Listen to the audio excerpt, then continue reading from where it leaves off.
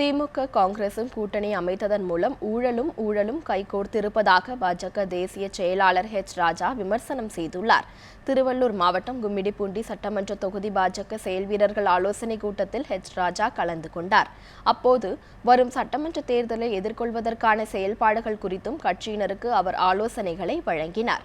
பின்னர் செய்தியாளர்களிடம் பேசிய ராஜா திமுக காங்கிரஸ் கூட்டணியால் ஊழலும் கைகோர்த்திருப்பதாக தெரிவித்தார். மேலும் கலைஞர் குடும்பத்திலேயே அழகிரி மட்டுமே துணிச்சலானவர் என்றும் அவருக்கு புகழாரம் ராஜா சூட்டினார்.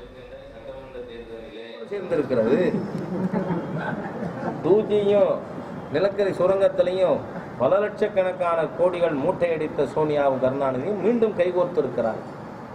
தமிழகத்தில் ஒரு நல்ல வாய்ப்பு, 2 கொள்ள கூட்டத்தையும் ஒட்டுக்க தீக்கிறதுக்கு இது சரியான வாய்ப்பு. So I welcome it. அதை கரெக்டாக புரிஞ்சிருக்கிறவர் என்னுடைய அருமை நண்பர் அழகிரி தான். தெளிவாக சொல்லி